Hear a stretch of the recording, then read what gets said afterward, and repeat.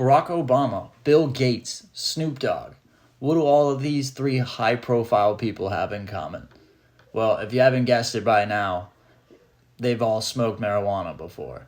And that leads me to what I want to talk about today, and that is why I think that recreational marijuana should not only be legal, but should also be encouraged.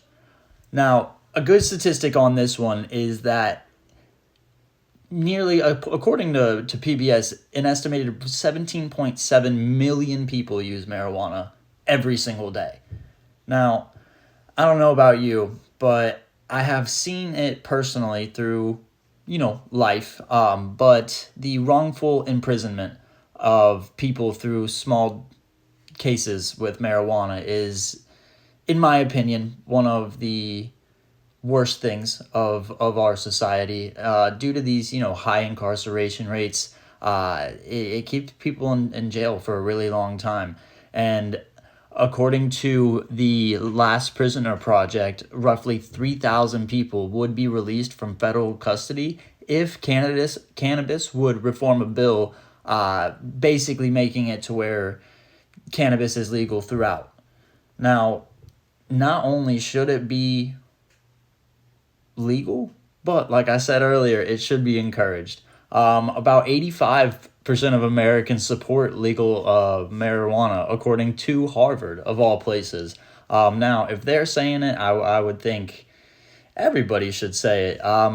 It has a lot of cultural significance. It can help the economy, also with major health benefits included in that.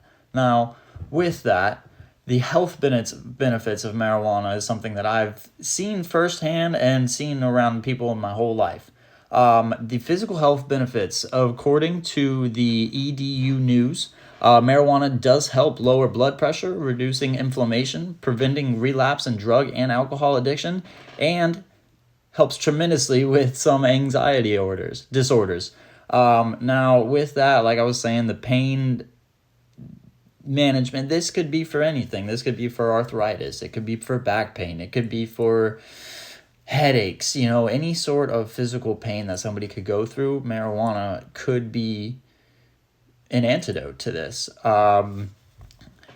There's just so many possibilities. With that, the medical endorsements and the prescription trends, they're only starting to get more in depth. Now, what I mean by that is there's more study going behind it. There's more science to it, making it to where doctors, because there are real doctors that prescribe this, and they can really narrow down some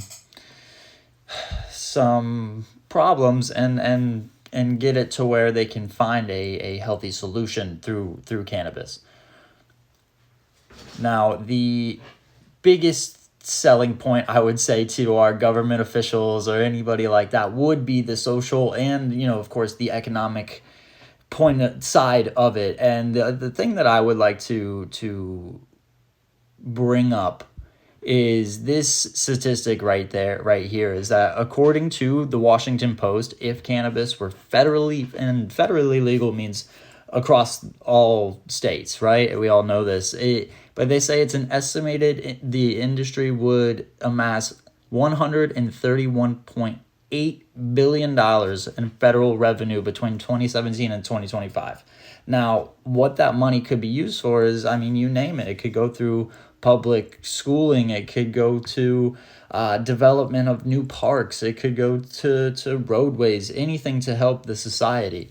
Now, with this, it has massive boost in the funding of public services and just throughout the entire economy. Now, the Colorado.gov website says that Colorado has an average state tax for marijuana of $254 million averaging in the last 10 years. Now, that's quite incredible because that goes straight back to the schooling, to the communities that surround it. With the history of marijuana, it is no doubt that it has been something that has been around, I would say, damn near forever. There is a statistic on the NCBI .gov website saying that cannabis sativa, it dates back millennias,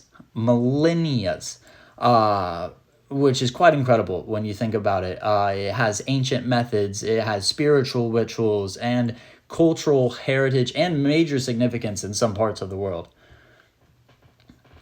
Now, with this, according to Sydney.eu, the use of cannabis originated in China. Cannabis, it has been used allegedly for millennias. Now, let me restate that. Millennias. That's almost an incomparable word. First reporting back to 2800 BC. Now, that's quite incredible. Before Christ, they were using cannabis. Now, with that, the summary that I really want to get here is that the benefits of recreational marijuana far outweigh the negatives. And due to the war on drugs, which is a whole nother topic in itself, Richard Nixon wanted to start that. But due to that, marijuana has been looked at as such a negative outlook, and I think it's time that we can really take all these key points and direct them to a brighter future, to establish a justice behind what I think is a magical plant. Thanks for listening.